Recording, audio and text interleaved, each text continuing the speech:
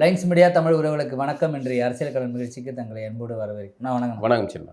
இந்த சட்டமன்றத்தில் ஜோசிகார் சொன்னால் தான் நீங்கள் ஃபைலை ஓப்பன் பண்ணி காட்டுவீங்களா அப்படின்னு சொல்லிட்டு உதயநிதி ஸ்டாலின் கேட்குறது. அதாவது விஜய் அவர்களை மேடம் அந்த மேசையில் காட்டுங்க அப்படின்னு சொல்கிறாரு. இப்போ இவர் ஏன் அந்த ஜோசியத்தை பற்றி பேசுகிறீங்க, அந்த வார்த்தையை அவைக்குறிப்பிலேருந்து எடுத்துருங்க அப்படின்னு சொன்னார். நீங்கள் தானேப்பா ஜோசிகாரெல்லாம் நீங்கள் தனிச்செயலாளராக வச்சிங்க அப்படின்னு சொல்கிறாங்க. ஏன் தொடர்ந்து இந்த ஜோசியம் சம்மந்தப்பட்டது இவர்கள் சட்டமன்றத்தில் விவாதிக்கக்கூடிய அளவுக்கு இவனே அவர் இல்லை, அது கெட்டது ஒன்றும் இல்லையா, அது தப்பு இல்லையா, இவங்க சொல்கிறதும் அவங்க இதை வச்சு கலாய்க்கிறதும் எதனால் இது ஒரு கேளிக்கை கூத்து மாதிரி எடுத்துன்னு போகிறாங்க? இல்லை, அது கேளிக்கை கூத்துன்னு இவர்கள் பேசுகிறாங்க. ஆனால் எல்லாருமே ஜோதிடத்தை பொதுவில் திராவிட அரசியல் இல்லை நாத்திக அரசியல் இவங்கெல்லாம் என்ன பண்ணாங்க, தமிழ்நாட்டில் அதை ஒரு கேலியான பொருளாக மாற்றி விட்டாங்க. எல்லா தொழிலையுமே நல்ல ஆய்வாளர்கள் இருப்பாங்க, தப்பானவர்கள் இருப்பாங்கல்ல, அதே மாதிரி ஜோதிடத்துலையும் இருப்பாங்க. ஆனால் ஜோதிடம் சரியா தவறான்னு கேள்வி கேட்டால் நான் என் அனுபவத்தில் இருந்து அது 100% சரியானதுன்னு. இப்போ இந்த அரசியல்வாதிகள் உள்ள சட்டமன்றத்தில் எள்ளி நகையாட்டாங்களை சிரித்து பேசுகிறாங்கல்ல, இவர்கள் பார்த்திங்கன்னா தனிப்பட்ட முறையில் எல்லாருமே ஜோதிடர்களில் ஆலோசனை கேட்பாங்க. எப்போ குரு பயிற்சியாக இருக்குது எப்படி இருக்குது, சனி பயிற்சியாக இருக்குது எப்படி இருக்குது, ராகு என்ன, எல்லாரும் ஜோதிடம் பார்க்குதாங்க. கையில் சிவப்பு கயிறு, கருப்பு கயிறு, பச்சை கயிறு, நெத்தியில் பச்சை பொட்டு, சிவப்பு பொட்டு, இதெல்லாம் என்னது, எல்லாம் சுக்கிரன்னு புதன்னுட்டு வரிசையாக பணத்துக்காக பூசுறதுன்ட்டு எல்லா வகையிலும் இவர்கள் பண்ண தான் செய்கிறாங்க. இப்போ என்னென்னா தாவேகா விஜய் வெளிப்படையாக தெரியுது. ஜெயலலிதா கட்சியிலையும் ஜெயலலிதா இருந்தப்பவும் அந்த அம்மா என்ன ஓரை என்ன எதுன்னு எல்லாம் பார்த்துட்டு தான் அந்த அம்மா வெளியே போகிறதில் ஆரம்பிச்சு எல்லாமே போடும் அன்றைய நாளில் என்ன நடக்கும் அப்படின்ட்டு. ஆனால் உங்களுக்கு விதி என்ன உண்டோ அதுதான் நடக்கும். உங்களுக்கு ஃபிக்ஸ் செய்யப்பட்ட இது என்ன உண்டோ, நீங்கள் என்ன ஜோதிடரை பார்த்து என்ன பண்ணாலும் அதன்படி தான் நடக்கும். அப்படி தான் அந்த அம்மாவுடைய ஆயுட்காலம் என்ன உண்டோ அதுபடி முடிஞ்சு போச்சு. இப்போ அவங்க ஜோதிடத்தை தினசரி உட்காந்து எல்லாம் பார்த்து தினசரி ஜோதிடர் சொன்ன பிறகு தான் சாப்பாட்டில் கை வைக்கிற, ஜோதிடர் சொன்ன நேரத்துக்கு தான் வெளியே போகிறதுன்னு இருந்தாலும் அவர்கள் ஆயுட்காலத்தை காப்பாற்ற முடியாது. அப்போ இதெல்லாம் ஒரு ஆலோசனை தான், ஒரு வழிகாட்டல், ஒரு டார்ச் லைட் மாதிரி வச்சுக்கிட வேண்டியது கொஞ்சம் தூரத்துக்கு. அவ்வளோதான். அது நமக்கு ஒரு வழிகாட்டலாக தான் இருக்கணும். ஆனால் ஊடையில் நீங்கள் என்ன தான் டார்ச் லைட் வச்சுருந்தாலும் பாம்பு கடிச்சு கொத்தி சாதான் ஒரு நம்பிக்கை கொடுக்குமானா, அது ஒரு மனதில் ஒரு நம்பிக்கை வைப்பா நமக்கு. இன்னொன்று அது உளவியல் ரீதியாக பல பேருக்கும் ஒரு நம்பிக்கை அளிக்கக்கூடிய விஷயம். சில பேருக்கு பின்னடைவு உண்டு பண்ணும். ஆனால் பெருவாரியான ஜோதிடர்கள் பின்னடைவை அதிகமாக சொல்ல மாட்டாங்க. ஏன்னா இந்த ஒரு சாதாரண கிளி ஜோசியம் இருக்குல்ல, கிளி ஜோசியம் பார்க்க போகிறது கூட ஒரு சைக்கியாட்ரிஸ்ட்டை பார்க்க போகிற மாதிரி, ஒரு மனநல ஆலோசகரை பார்க்க போகிற மாதிரி. அவன் அந்த கிளி ஜோசியம் கிளிக்கு அவன் விரலில் இருக்கிற நெல்மணி தான் கிளியோடைய துருப்புச்சீட்டு. அவன் அந்த நெல்மணியை காட்டி கொடுக்குறான் அப்படின்னா அவன் சீட்டை எடுத்து கரெக்டாக அவன் அந்த விரலில் சைகை உண்டு. இந்த விரலில் நெல்மணி வச்சுருப்பான், இந்த விரலில் இப்படின்னு தட்டும்போது அது சீட்டை எடுத்து போட்டுக்கிட்டே இருக்கும். எந்த ஒரு இடத்துல இப்படி தட்டும்போது காட்டின அவன் நெல்மணி எடுத்து இப்படி நீட்டினோடனே அதனால அந்த சீட்டை எடுத்துக்கொண்டு இவன்கிட்ட கொண்டு கொடுத்துரும். இவ்வளோதான் பேட்டரி தான் உண்மை. இது ஒரு ட்ரைனிங். ஆனால் உட்காந்துனா அது கொடுக்கும், நான் உட்காந்து அதையே பார்த்துன்னு அது கிடையாது. அந்த கிளி ஜோதிடர்கிட்ட இருக்கிற சைகை அது ஒரு வளர்ப்பு பிராணி, அவ்வளோதான். ஆனால் அந்த நேரத்தில் அது எடுத்துக்கொண்டு கொடுக்குற சீட்டில் அந்த கிளி ஜோதிடருக்கு தெரியும். அந்த அவர் வச்சிருக்கிற அந்த ஒரு 10-20 கட்டு இருக்குல்ல, அந்த 10-20 கட்டில் எந்த கட்டில் முருகன் இருப்பார், எந்த கட்டில் ராமன் இருப்பார், எந்த கட்டில் விநாயகர் இருப்பாருங்கிறது அவருக்கு அத்துப்படி. அப்போ எதிரில் உட்கார்ந்துருக்க சின்னாவுக்கு பார்ட்டிக்கு இப்போ என்ன பிரச்சனை அப்படிங்கிறத ஓரளவுக்கு பேச்சில் கெஸ் பண்ணிடுவாங்க. நீங்களே சொல்லிடுவீங்க, நல்லா பார்த்து சொல்லுங்க, அப்போ வெளிநாட்டு போகலாமான்னா ஓகே, வெளிநாட்டுக்கான உங்கள்கிட்ட குறையை பற்றி நம்ம கேட்க ஆர்வமாக இருக்கிறோம்ல, அதுலேயே அவங்க ஒரு அனலைஸ்குள்ளே வந்துடுவாங்க. அப்போது இந்த கட்டில் எந்த சீட்டு சின்னாவுக்கு பொருத்தமானதுங்கிறத அவர் காட்டும்போது அந்த நெல்மணியை எப்படி காட்டுவார், கிளி நெல்மணியை வாங்குறதுக்கு இங்கே கிட்ட வந்துடும், இவர் கொடுத்துட்டு அந்த சீட்டை எடுத்துருவார். எடுத்ததால உங்களுக்கு சொல்கிறது தான். ஆனால் இது ஒரு பிரசன்னத்தின் அடிப்படையில் இதுவும் இருக்குது, கணக்கும் இருக்குது. அந்த சமயத்தில் வர்ற இது நேரம் எல்லாமே இருந்தபடி தான் உங்களுக்கு அந்த கட்டமும் வரும், அந்த படங்களே வரும். அப்போது இது எல்லாம் உண்மைதான். இப்போ நீங்கள் ஒருத்தர் ரொம்ப மன உளைச்சல், கடன் பிரச்சனை, அந்த பிரச்சனைன்ட்டு அவர் தற்கொலைக்கான மனநிலையில் இருக்கான்னு வைங்களேன், அவர் ஜோதிடர் போய் அந்த ஜோதிடர் ஒரு டுபாக்கூர். ஆனால் அவர் எப்பா உனக்கு அடுத்த மாதத்துலேருந்து சூப்பராக இருக்க போதுப்பா அப்படின்னு ஒரு 100 ரூபாய்க்காக அவர் சொல்கிறாருன்னு வைங்களேன். ஆனால் அவனுடைய அந்த மரணத்தை தள்ளி போடுறதுக்கான ஒரு வழிகாட்டெல்லாம் மாறுது. அந்த 100 நாள் அந்த அடுத்த மாதத்துக்கு அப்புறம் அவனுக்கு திடீர்னு ஏதாவது ஒரு லாட்டரியில் கூட பரிசு மைண்டு மாறும். பார்த்துக்கலான்டா, சமாளிச்சிக்கலான்டா, என்ன 10 லட்ச ரூபா தானே பார்த்துக்கலாம் அப்படின்னு புதிய ஒரு ஆர்டர் கூட கிடைக்கலாம், வேலை கிடைக்கலாம், ஏதோ ஒன்று சமாளித்து போயிடுவான். இந்த வகையில் இது ஒரு சிறு வழிகாட்டல் தான். அப்படி இந்த அரசியல்வாதிகள் ஆரம்பித்து எல்லாருமே இந்த ஜோதிடத்தை பார்க்குறது. விஜய் கட்சியில் அது வெளிப்படையாக அவர் ராதன் பண்டிட் வந்து இருந்து இயக்குறாரு, எல்லாமே ஸ்கெட்சு போட்டு கொடுக்காரு. அது நடந்துடுச்சு இல்லை, நடந்தா நம்புறாங்கல்ல. ஆமாம், முடிஞ்சு போச்சுலாங்க. இப்போ திமுக அதிமுகங்கிற ஒரு பெருமலையை சாய்க்க முடியுமா? நீங்கள் யோசிச்சிருப்பீங்களா? மே 4க்கு முன்னாடி, நீங்கள் ஏப்ரல் மாதத்துக்கு முன்னாடி சொன்னால் சிரிச்சிருக்க மாட்டீங்க என்னன்ட்டு. ஆனால் ஒரு ஜோதிடர் கரெக்டாக போட்டு வழிகாட்டி இந்த சமயத்தில் இவர் தான் வரணுங்கிறது அவரை பார்த்து எல்லாரும் சிரிச்சாங்களே. ஆமாம், சிரிச்சாங்க. இப்போ நடந்து போச்சு இல்லை. நம்ம இவரு கூட வந்து சொன்னார், கார்த்தி சிதம்பரம் கூட வந்து சொன்னார், இது கட்டப்பட்ட கைகளுடன் தான் ஆட்சி நடக்கும்னு சொல்லிட்டு போயிட்டாப்புல. கரெக்டாக அது மாதிரி தானே கூட்டணி கட்சிகளுடைய தயவில் தானே ஆட்சி நடக்குது. 108 கொடுத்த மக்கள் கூட கொஞ்சம் ஒரு 10-20 கொடுத்துருந்தாங்கன்னா தனிப்பெரும்பான்மையோட வந்திருப்பாங்கல்ல. ஆனால் அதை விரும்பல. அப்போ அது வந்து இது ஒரு கடிவாளத்தோடு தான் இந்த ஆட்சி நடக்கணுங்கிறது விதி அமைப்பு. அது மாதிரி தான் நடந்திருக்கு. அப்போ இவர்கள் வந்து மாறி மாறி கிண்டல் பண்ணுறதுக்கான எந்த யோக்கியதையும் கிடையாது. இப்போ திமுக சொல்லலாம்ல, இப்போ ஏன்னா நீங்கள் தான் வந்து அரசு துணை அதிகாரி ஒரு தனிச்செயலாளர்லாம் வச்சிங்க, அதனால் அவங்க கேட்கறதுக்கு உரிமை இல்லை. திமுக சொல்லலாம்னா இப்போ ராதன் பண்டிட்டு வெறும் ஜோதிடர் மட்டுமா? அவருக்கு ஒரு ஃபினான்சியல் கட்சியில் ஒரு பதவியிலையும் அவர் ஒரு பொறுப்பாளராகவும் இருக்காரு. இப்போ அந்த கட்சி பொறுப்பாளராக இருக்கிறவருக்கு அவங்க பதவி கொடுக்குறாங்க, அதில் என்ன தவறுன்னு கேட்குறேன். அவர் இப்போ ஒருத்தருக்கு கார்ட்டூன் வரைய தெரியும், இன்னொருத்தருக்கு ஜோதிடம் பார்க்க தெரியும்.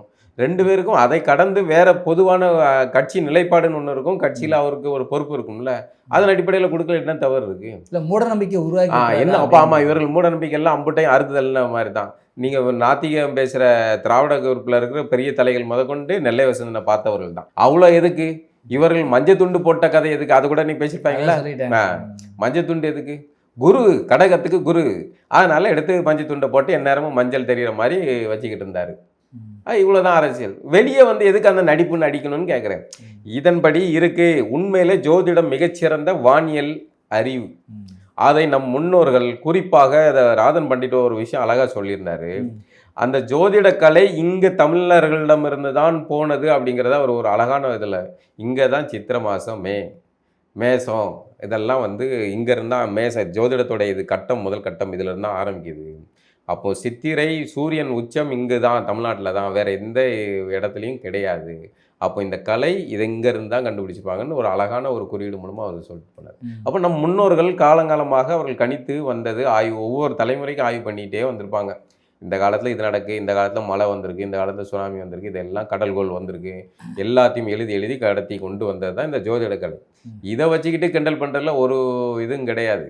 தாங்கள் வந்து ஜோதிடத்தை கிண்டல் பண்ணியவுடன் தாங்கள் ஒரு முற்போக்காளராகவும் பகுத்தறிவாளர்களாகவும் அவர்கள்லாம் உண்மையை சொல்கிறேன். நான் ஜோதிட இவர்களோட உரையாடியதுலேருந்து சொல்கிறேன், ஒரு சோதிடராக இருப்பது சாதாரண விஷயம் கிடையாது. அதுக்கு வந்து உச்சகட்ட ஞானம் இருந்தால், முதல்ல உங்களுக்கு சோதிடம் பார்க்கறதுக்கு உங்களுக்கு அமைப்பு இருந்தால் தான் சோதிடமே வரும். நீங்கள் படிக்கணும்னு நினச்சி தலையில் நின்று குட்டிக்காரனை அடித்தாலும் உங்களால் படிக்க முடியாது.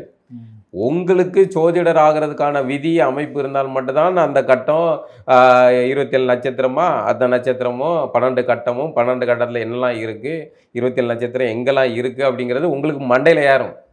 இல்லைன்னா ஏறவே செய்யாது. ஆக அவ்வளோ ஒரு ஞானத்தில் சிறந்த ஒரு விஷயம். அதை வச்சுட்டு கிண்டல் பண்ணிக்கிட்டு இருக்காங்க. அதில் வந்து எல்லாரும் கிண்டல் பண்ணுற எல்லாருமே வந்து தனியாக ரகசியமாக போய் ஜோதிடர்களை பார்க்கக்கூடியவர்கள் தான். இப்போ சட்டமன்றத்தில் வந்து லைவ் ஸ்ட்ரீமிங் பண்ணுறது வந்து எங்களுக்கு பிரச்சனையாக இருக்குது. ஏன்னா நீங்கள் அவை குறிப்பிலேருந்து ஒரு சில வார்த்தைகளை எடுத்துடுறீங்க, ஆனால் வீடியோ லைவில் இருக்கிறதுனால நாங்கள் சட்டமன்றத்துக்கு வெளியில் போனோன்னா ஷார்ட்ஸாக பறக்குது, எல்லா யூடியூப் வேலையும் போடுறாங்க, அதனால் நீங்கள் அதை வந்து பார்த்து செய்யணும் அப்படின்ற மாதிரி திமுககாரங்க எல்லாரும் சொல்கிறாங்க. இதை எப்படி நம்ம எடுத்துக்கிறது? இல்லை, டேமேஜ் ரொம்ப ஆகுது. அதுதான் டேமேஜ் ஆகுது. இதுக்கு முன்னாடி சட்டமன்றத்தில் இவர்கள் செஞ்ச அட்ராசிட்டி எதுவுமே வந்து லைவில் இல்லை. அதனால் வெளியே வந்து பத்திரிகையாளர் செஞ்சு எங்களை வந்து சட்டையை பிடிச்சி கிழிச்சிட்டாங்க வச்சுட்டாங்க, அப்படி பேசிட்டாங்க இப்படி பேசிட்டாங்கன்னு வெளியே வந்து ஒரு கலவரத்தை உண்டு பண்ண முடியும். ஆனால் இப்போ லைவ்ல வருது, அடுத்த தலைமுறை எல்லாத்தையும் வந்து இப்போ பார்க்குறாங்க. விஜயோடைய வரவுல நடந்த சுவாரஸ்யம்ல ஒரு சிறு மாற்றம் என்னன்னு பார்த்தீங்கன்னா, இளைய தலைமுறை எல்லாம் இன்னைக்கு வந்து சட்டமன்ற அது நிகழ்வுல வந்து நீங்க சொல்றது ஜீரணிக்கவே முடியல என்னால அது. என்ன பண்ண வேற வழி இல்லை. யாராவது 1 2 எங்கேயாவது பார்ப்பாங்க, நான் பார்த்துருக்கேன். இன்னைக்கு நான் சாப்பாட்டுக்கோ இல்லை வெளியே எங்கேயாவது போனா கூட வீட்டில் எல்லார் வீட்லையும் ஜன்னல் வழியை பார்த்தா சட்டமன்றம் ஓடிக்கிடுங்க. இல்லைன்னா அது கூட லைவ் அதை கூட பார்க்கலன்னா கூட அந்த ட்ரால் வீடியோவாவது பார்க்காங்க சட்டமன்றத்தில் வந்து அனிதா ராதாகிருஷ்ணன், வெறும் ராதாகிருஷ்ணன் சொல்லக்கூடாது, தாய்மாமன் ராதாகிருஷ்ணன், அவர் வந்து கொட்டாவி விடுறதுல ஆரம்பிச்சு சாப்பிட்றதுல ஆரம்பிச்சு பக்கத்தில் திருன்னு பார்க்கறதுல ஆரம்பிச்சு எல்லாமே வந்து கட் பண்ணி பசங்க வந்து போட்டு மீம்ஸா போட்டு ட்ரால் பண்றாங்க. மக்கள் கிட்டத்தட்ட வந்து சட்டமன்றம் ஸ்கூல் பசங்களை வந்து அப்பா இருப்பா தம்பிக்கில உட்காரு அப்படின்னு ஒரு பள்ளிக்கூடம் நடக்கிற மாதிரி தான் நடக்குது. சபாநாயகர் வந்து பிரபாகர் அவர்கள் வந்து மாணவர்களை வந்து இது பண்ணிக்கிட்டு இருக்காரு, ஒழுங்குபடுத்திக்கிட்டு இருக்காரு. எப்பா நீ உட்காருப்பா, அவர் பேசுப்பா, நீ உட்காருப்பான்ட்டு பேசிக்கிட்டாரு. இதையெல்லாம் வந்து பசங்க உடனே ட்ரால் இதாக பண்ணுறாங்கல்ல, இது திமுகவுக்கு டேமேஜ் ஆகுது. இனிமேல் இதை பார்க்குறம்போது ஒன்று திமுக இனி வர முடியாது, அந்த நிலை வந்துடுச்சு. ஏன்னா அடுத்த தலைமுறையிடம் திமுக தீய சக்தி அப்படிங்கிறது பதிவாயிடுச்சுங்க, விதைச்சிட்டாரு. ஆமாம், எனக்கு நான் வந்து விஜய் வந்து இந்த விஷயத்தில் 100% பாராட்டுவேன். உடனே தாவைக்காவிடம் தாவுறதுக்கு காத்திருக்கிறார், அந்த வேலையெல்லாம் எங்களுக்கு தேவையில்லை. தீய சக்தி திமுக அப்படிங்கிறது இங்கே பதிவு செய்யப்பட்டு விட்டது. தமிழர்களை பொறுத்த வரைக்கும் இது கொண்டாடப்பட வேண்டிய விஷயம். இதுதான் என்னுடைய பார்வை. அப்போது இது போன பிறகு அடுத்த தலைமுறை ஓட்டு போடக்கூடிய மக்கள் எல்லாமே இந்த பசங்க தான். இவர்கள் என்னமோ ஜென்சி கொத்துசுன்னு 4 கொத்தடிமைகளை கூட்டு வச்சு பண்ணாலும் அது காசுக்கு கூவுற கூட்டம். இங்கே பாருங்க, எல்லா பசங்களும் தன்னியல்வா யாருக்கும் வந்து அவங்க இப்போ பண்ணு அப்படின்னு மந்த்லி பேக்கேஜ்லாம் கொடுக்க வேண்டிய அவசியம் இல்லை. அவனே போடுறான், அவங்களே கட் பண்ணி போட்டு இது பண்ணிக்கிட்டு அவன் ஜாலியாக அவன் இன்ஸ்டா பேஜ்லாம் போட்டு இது பண்ணிக்கிட்டு இருக்காங்கல்ல. இந்த வீச்சை உங்களால் தடுக்க முடியாது. அதனால தான் இந்த லைவை கட் பண்ணுங்க. இன்னொரு சிக்கல் இருக்குது, அங்கே அவை குறிப்பில் வந்து நீக்கப்பட்ட வார்த்தைகள் இருக்குது. இங்கே இதில் லைவில் வந்துருக்கு, லைவை ஃபுல்லாக கட் பண்ணி வச்சுட்டு அவங்க நீக்கப்பட்டதை பற்றிலாம் கவலைப்படாமல் எடுத்து போட்டுக்கிட்டே இருக்காங்க. இப்போ அது வந்து இங்கே சுற்றிக்கிட்டு இருக்கு, வெளியே சுற்றிக்கிட்டு இருக்கு, உள்ளுக்குள்ளே அவையில் அது நீக்கப்பட்டிருக்கு. இப்போ நீங்கள் எதை வச்சு 10 வருஷத்துக்கு அப்புறம் வந்து அவையிலேருந்து நான் எடுத்துட்டேன்னு அது வீடியோ இருக்குதுப்பா, வீடியோ இருக்குது, டாக்குமெண்ட்டாக இருக்குது. இது திமுக ஒரு தேவை வரைக்கும். இன்னொன்று திராவிடர்களை பொறுத்தவரை இந்த டாக்குமெண்ட் கிரியேட் பண்ணுறதுல அவர்கள் கில்லிகள். இப்போ பண்ண முடியாது. இன்றைய செய்தி நாளை வரலாறு அப்படின்னு அவங்க சொன்னதே வந்து இது இன்றைய செய்தியை உருவாக்கும். முதல்ல டுபாக்குராவே நம்ம பொய்யா உருவாக்குவோம். அது நாளைக்கு படிக்க வரப்போகிற அந்த இம்சேரசன் 23ஆம் புலிகேசி படத்தில் வந்து சொல்கிறாரு, நாளை வரப்போகும் மடையர்களுக்கு இது தெரியவா போகிறங்க மாதிரி இன்றைக்கு இவர்கள் உருவாக்குற இந்த செய்தி டாக்குமெண்ட்டுகள் இன்னொரு 100 வருஷம் கழித்து பார்த்தீங்கன்னா, அப்பா எங்கள் தலைவர் பார்த்தீங்கன்னா மெரினா பீச்சில் லஞ்ச் டைமுக்கு இடையில உண்ணாவிரத வந்து ஈரப்போரை நிறுத்தி இன்னொரு 30-40 வருஷத்துக்கு அப்புறம் ஏதாவது ஒரு குழந்தைகளை பிறந்தா என்னங்க தமிழ்நாட்டில் எங்கே போனாலும் கலைஞர் பேருந்து நிலையம், கலைஞர் இது கலைஞர் இருக்கணும், ரொம்ப பெரிய ஆளா இருப்பாரு அப்படின்னு நினைப்பாங்கல்ல. அப்படிதான் நினைப்பாங்க. அப்படிதான் வரலாறை உருவாக்குறது இவர்கள். திராவிடர்களை பொறுத்தவரைக்கும் இந்த மாதிரியான வரலாறு, திருட்டு வரலாறை உருவாக்குவதில் அவர்கள் கில்லிகள். அது வந்து இந்த லைவ் ஸ்ட்ரீமிங்கில் அடிபடுது. இல்லைன்னா வந்து இப்போ 900 கோடி லாட்ரி மார்ட்டின்ட்ட வாங்கினீங்க, அது பேர்னு என்ன சொல்ல முடிஞ்சு, பதில் சொல்ல முடிஞ்சா? நாங்கள் வாங்கலை அப்படின்னு சொல்ல முடிஞ்சா? நாங்கள் துரிச்சிட்டு பேச முடிஞ்சா? மடியில் கனம். அவரு இப்போ ஆமாம் போய் கேட்டுவாங்க, அப்பாவை காணும் சொன்னோன்னே எதுக்கு வாங்கினாங்க, எதுக்கு கொடுத்தாங்களா வேற, வாங்கினியா இல்லையா? எதுக்கு லாட்ரி மார்ட்டின் லாட்ரி விற்கிறவர் இது இன்னொன்று தெரியுது. அவர்கிட்ட உங்களுக்கு 900 கோடி வாங்க வேண்டிய தேவை என்னப்பா இருக்கு? அந்த குற்றத்தில் உனக்கு பங்கு இருக்குல்ல. அப்போ இதெல்லாம் மாட்டிக்கிட்டாங்க. அதனால தான் லைவ் ஸ்ட்ரீமிங் மேலே இவ்வளோ கோபம். தமிழ்நாட்டினுடைய 3 முறை முதலமைச்சர் இருந்த பன்னீர்செல்வம் அவர்கள் வந்து இப்போதைக்கு எங்கள் உதயநிதி பேசணுங்க சட்டமன்றத்தில் 4 முறையே எந்திரிச்சு நிற்கிறாரு, வாய்ப்பே கொடுக்க மாட்டேங்கிறீங்க அப்படின்னு சொல்லிட்டு அவர்கிட்ட கேட்குறாரு. இதை பார்க்கும்போது எனக்கே என்னடா இது உண்மையாகவே இது அப்படின்ற மாதிரி இருக்குது எனக்கு. என்னடா காலக்கொடுமை. இந்த காட்சிகள் எல்லாம் பார்க்கறதுக்கு ஜெயலலிதா இல்லை, அதுதான் வந்து இதில் கொடுமை. 3 முறை முதல்வராகி அதிமுகலேருந்து வந்தவர், கட்சி பதவியே வேணாம், நான் அரசியலை விட்டே ஒதுங்குறேன், 3 தடவை நான் முதல்வர் ஆகிட்டேன், கெத்தாருங்க.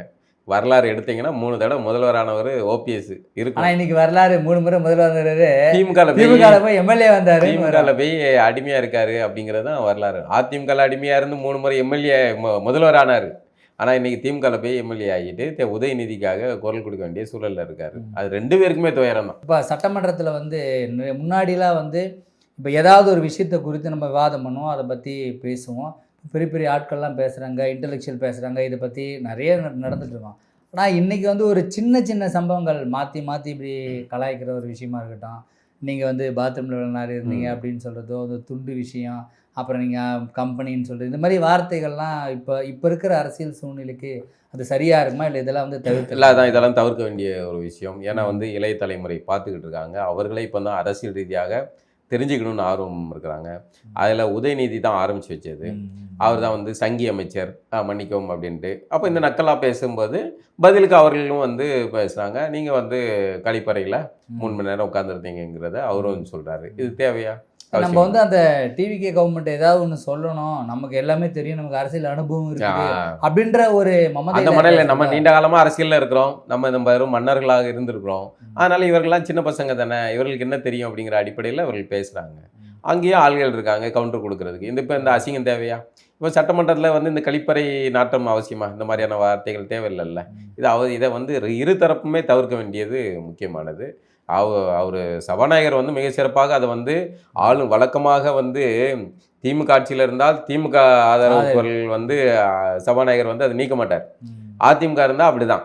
ஆனால் இவர் வந்து ரொம்ப சிறப்பாகவே வந்து அந்த கட்சி ஆளுங்கட்சி தரப்பு ஆட்கள் தவறாக பேசினாலும் அவை குறிப்பிலிருந்து நீக்கப்படும் அப்படிங்கிறத ரொம்ப ரொம்ப நேர்மையாக சரியாக இயங்குறார். ரொம்ப நல்லா பண்ணுறார். அந்த தொகுதி மறுவரையில் வந்து முதல்வர் விஜய் அவர்கள் வந்து சட்டமன்றத்தில் தீர்மானம் ஏற்றும் போது வந்து தேவையில்லை, இருக்கிறதே போதும் அப்படின்ற மாதிரியும், இப்போ அமித்ஷா அவர்களை மீட் பண்ணும்போது அவர் வந்து இதுலேருந்து கொஞ்சம் விலகி வேற ஏதோ ஒரு வார்த்தையை சொல்றாரு அப்படின்ற மாதிரியும் சமூக வலைதளத்தில் வார்த்தைகளில் வைக்கிற பொருள் மாறுபடுது. நீங்க போட்ட தீர்மானம் தேவையில்லை, தொகுதி மறுவரை தேவையில்லை அப்படின்னு தீர்வு பண்ணுறீங்க. அப்போ அந்த நிலைப்பாடு நீங்க போட்ட தீர்மானத்தை அதுக்கு எதிரான ஒரு வார்த்தை பிரயோகத்தை நீங்க அங்க பயன்படுத்துறீங்க அப்படிங்கிறது எதிர்த்தரப்பு குற்றச்சாட்டு. அதாவது இதுல எந்த மாற்றமும் இல்லாத மாதிரி பாத்துக்கிடுங்க ஏசமா அப்படிங்கிற மாதிரி கொஞ்சம் மட்டையா மடங்குறாரோ விஜய் அப்படிங்கிற ஒரு. இன்னொன்னு, பிஜேபியை பயிற்சிக்கிடாம வந்து ஒரு காய் நகர்த்தல் பண்ணணும் அப்படிங்கிற மாதிரி விஜய் கிட்ட ஒரு நகர்வு இருக்கிற மாதிரி தெரியுது. பிஜேபி என்னதான் பாசிச பாஜக அப்படின்னு பேசினாலும், ஆனால் பாஜக சார்ந்த விஷயங்கள்ல ஒரு மாதிரி சாஃப்ட் டோன் விஜய்கிட்ட இருக்கு அப்படிங்கிறத கவனிக்க முடியுது. அது சாஃப்ட் டோன் இருந்தாலும் எதையும் அவர் வந்து அக்செப்டன்ஸ் பண்ணல. இது வரைக்கும் பிஜேபி கொண்டு வந்த எந்த ஒரு இதையும் வந்து அவர் அக்செப்டன்ஸ் பண்ணல. சாஃப்ட் டோன் இல்ல. இப்போ திமுக மாதிரி முழுமையா எதிர்த்து எங்களுக்கு எதுவுமே கொடுக்க முடியாத நிலைமையை உருவாக்குறதை விட ஏன் நம்ம கூட எதிர்மனையில இருக்கணும், அவங்க கூட நல்ல ஒரு காய் நகர்த்தல் தான். அரசியல் ரீதியாக ஐடியாலஜிக்கலாக நம்ம பாஜகவை எதிர்ப்பது வேறு, மத்திய அரசுடன் வந்து நமக்கான சாதகமான இதை வந்து வாங்குறதுங்கிறது வேறு. இப்போ அந்த நிகழ்வில் இவர் பேசியது வந்து ஒரு முரணாக இருக்குது. அதுக்கு பதிலாக தாவைக்க தரப்பில் இல்லை அப்படிலாம் இல்லை அப்படின்னு அவர்கள் ஒரு விளக்கத்தை கொடுத்தாங்க. அது மாதிரி ஒரு கர்நாடக முதல்வர் சிவகுமார் கூட உட்காந்து பேசுகிறாரு. அதில் அந்த 3 தமிழர்கள் சுட்டு கொல்லப்பட்டது, அதில் அவர் பேசிய செயல் வந்து ஒரு முறையற்ற செயலில் உங்களுடைய வேலையை பாருங்க அப்படிங்கிறத சொல்லாமல் சொல்கிறாரு. அதுக்கு என்ன எதுவும் பதில் சொன்னாரா என்னன்னு தெரில. அது கண்டனத்தை பதிவு பண்ணியிருக்கலாம், அந்த மாதிரியான விஷயங்கள் செஞ்சுருக்கலாம். இன்னும் கொஞ்சம் இந்த அண்டை மாநிலங்கள் பிரச்சனை குறித்தான சரியான ஒரு நிரந்தரமான ஒரு தீர்வு எடுக்கக்கூடிய அளவுக்கு விஜய் இல்லை அப்படின்னு சொல்ல வரீங்க. ஆமாம், அது அந்த சரியான வழிகாட்டுதல் இல்லையா, அதுக்கான ஆட்கள் சட்டபூர்வமான வழிகாட்டுதல்கள் வந்து தேவைப்படும். அதில் வந்து கொஞ்சம் கவனம் செலுத்த வேண்டியது அவசியம் இருக்குது. ஓகே, மீண்டும் ஒரு நிகழ்ச்சி சந்திப்போம்.